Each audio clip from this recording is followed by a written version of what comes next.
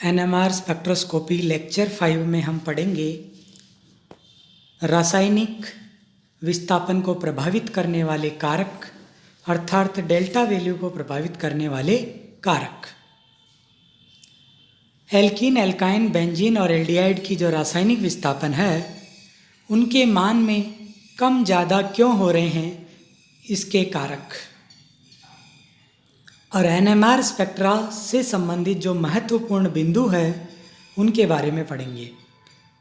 किसी भी संकेत का विपाटन क्यों होता है, चक्रण चक्रण युग्मन और युग्मन नियतांक, इन सब के बारे में हम पढ़ेंगे लेक्चर 5 में।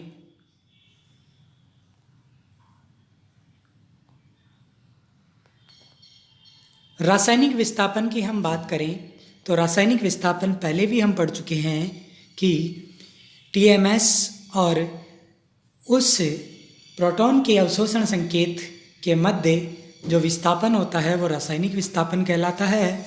और इस डेल्टा वैल्यू को प्रायोगिक रूप से इस तरह से ज्ञात किया जाता है। सैंपल की जो आवृत्ति होती है वो म्यू सैंपल और म्यू टीएमएस, इन दोनों का अंतर डेल्टा न्यू होता है। Delta nu upon radio frequency, ये हम लेंगे चक्र प्रति सेकंड, हर्ट्ज में लेंगे इंटू 10⁶। यदि एनएमआर संकेत टीएमएस के सापेक्ष 120 सीपीएस डाउनफील्ड प्राप्त होता है, जबकि 60 मेगा सीपीएस का उपयोग किया गया है, तो रासायनिक विस्थापन ज्ञात कीजिए। रासायनिक विस्थापन होता है delta nu upon new into 10⁶। तो हमें सीपीएस में अंतर कितना मिल रहा है, 120, तो 120 ऊपर लिख दिया।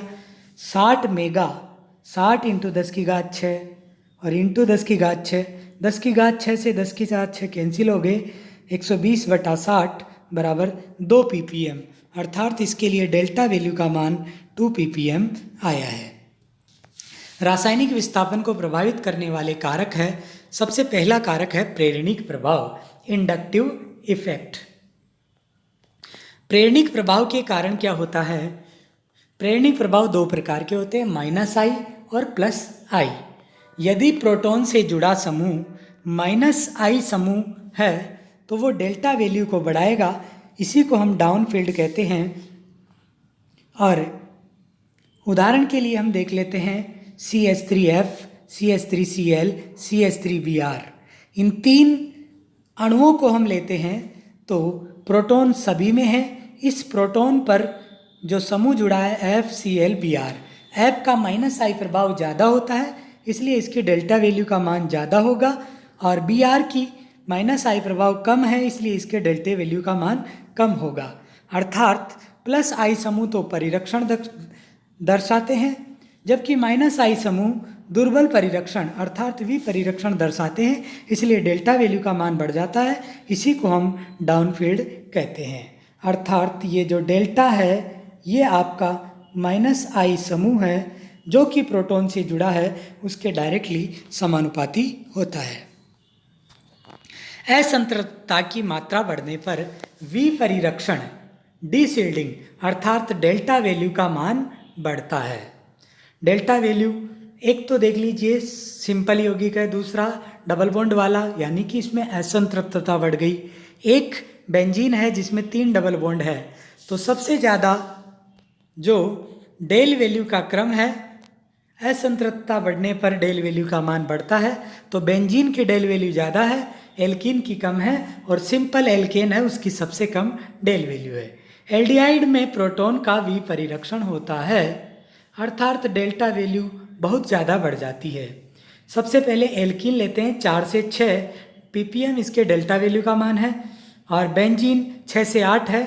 एल्डिहाइड में कितना हो गया, 9 से 10, क्योंकि ये एल्डिहाइड प्रोटीन का क्या हो गया, विपरिरक्षण हो गया। एल्काइन के प्रोटॉनों के लिए डेल्टा वैल्यू निम्न प्राप्त होती है। हम बात करेंगे एल्कीन और एल्काइन की, तो सबसे पहले एसिटाइलिन अणु लेते हैं। एसिटाइलिन अणु CH∼CH त्रिविम में इस प्रकार व्यवस्थित होता है कि ये हाइड्रोजन का ये प्रेरित चुंबकीय क्षेत्र इस दिशा में है, बाह्य चुंबकीय क्षेत्र इस दिशा में है, दोनों विरोध करते हैं, इसी को परिरक्षण कहते हैं। जब परिरक्षण होता है तो डेल्टा वैल्यू का मान कम हो जाता है। एल्कीन में विषम देशिक प्रभाव या विपरिरक्षण प्रभाव एल्कीन में होता है, उसको कहते हैं एन आइसोट्रोपिक इफेक्ट। कौन सा इफेक्ट?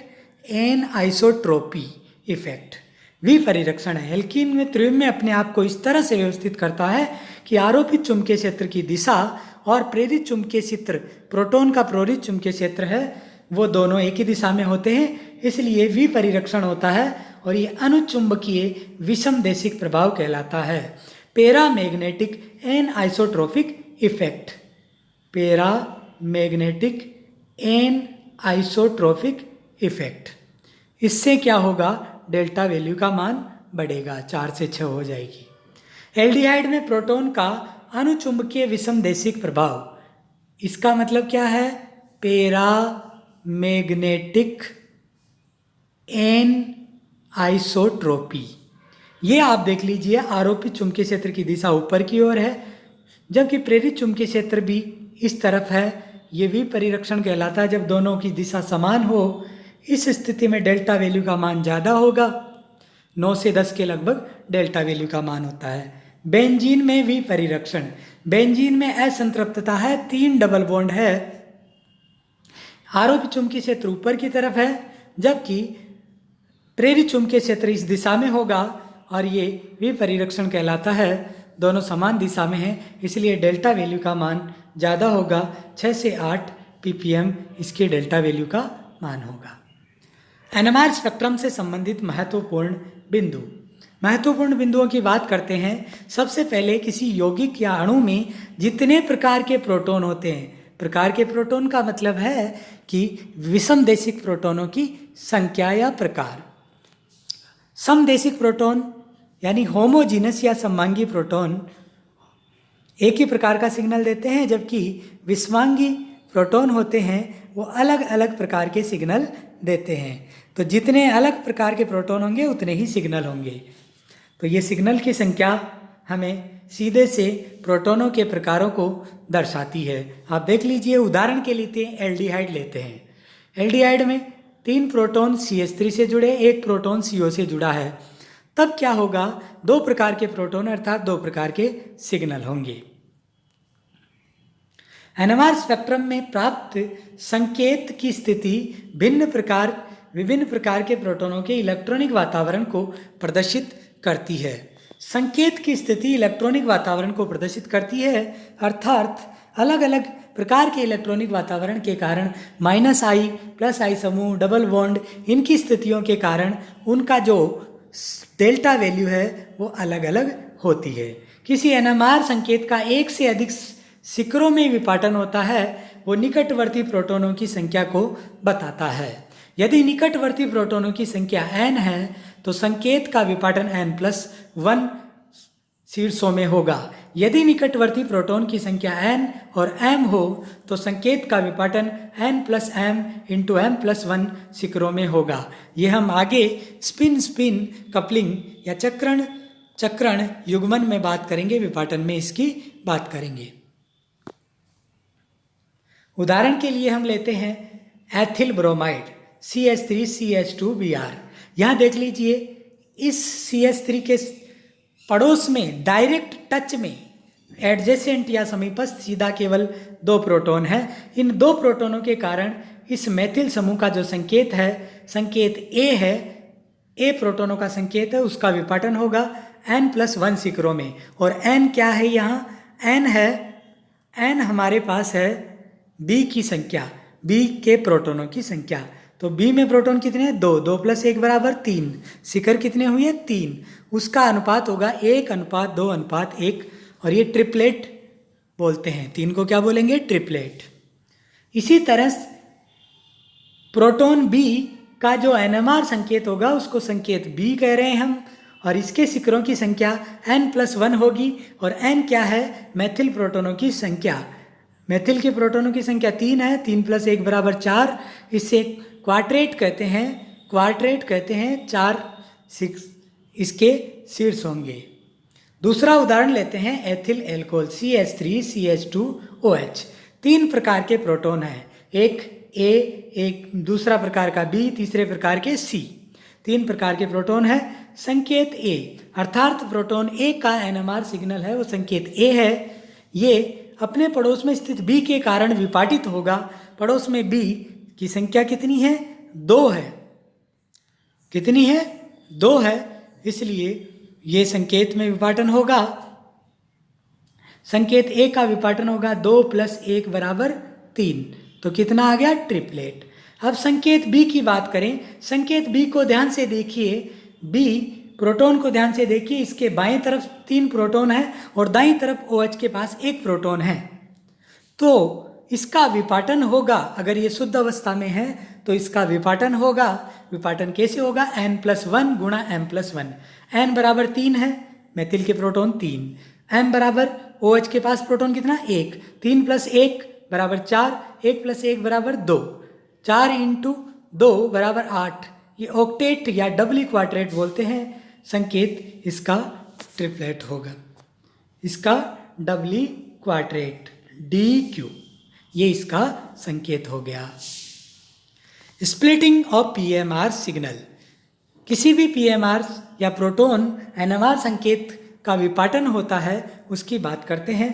तो किसी NMR संकेत का विपाटन अपने जस्ट पड़ोस में स्थित प्रोटॉनों की संख्या के कारण होता है। विभिन्न प्रकार के प्रोटॉन अगर उसके पड़ोस में स्थित है तो उनके कारण विपाटन होता है। किसी प्रोटॉन NMR संकेत का कई शीर्षों में बढ़ जाना विपाटन कहलाता है और ये समीपस्थ परमाणुओं के कारण होता है। अभी उदाहरण में हमने सब इससे पहले देखा था एथेनॉल वगैरह में। किसी सिग्नल की स्प्लिटिंग को स्पिन स्पिन युग्मन स्पिन स्पिन कपलिंग द्वारा हम समझेंगे। माना 2 समीपस्थ कार्बन परमाणु हैं, दोनों विषम तुल्य है, CH और CH2। CH को टर्सरी कार्बन बोलते हैं और CH2 यहाँ सेकेंडरी कार्बन है। यहाँ ये संकेत टर्सरी कार्बन है। इसकी बात करें हम तो इस प्रोटॉन का जो विपाटन है पड़ोस में स्थित 2 हाइड्रोजन के कारण, 2 प्रोटॉन के कारण होता है। इसको n + 1 या 2ni + 1 से भी हम समझ सकते हैं। n का मान कितना है? यहाँ 2 है, तो 2 × 2 × i का मान 1/2 है प्लस 1 बराबर कितना हो गया? 3। अर्थात ये ट्रिपलेट। युग्मन नियतांक। हम युग्मन नियतांक की बात करते हैं। किसकी बात करते हैं? युग्मन नियतांक की। 2 समीपस्थ एक ही मल्टीप्लेट, किसी मल्टीप्लेट संकेत, ऐसा संकेत जिसमें बहुत सी पीक होती है, बहुत से शीर्ष होते हैं। किसी एक संकेत के विभिन्न मल्टीप्लेट या शीर्षों के 2 क्रमागत शीर्षों के मध्य की दूरी युग्मन नियतांक कहलाती है। इसे विपाटन प्रभाव का मापन होता है। जो ये विपाटन कपलिंग युग्मन नियतांक है, ये आरोपित चुंबकीय क्षेत्र पर प्रभावित नहीं होता है। आणविक संरचना पर निर्भर करता है, बंधों के प्रकार, संख्या और त्रिविम स्थिति पर निर्भर करता है। जैसे हम सिस एल्कीन की बात करें, इसमें ये दोनों प्रोटॉन हैं, पास में स्थित है। इनका कपलिंग कांस्टेंट 6 से 14 हर्ट्ज तक होता है।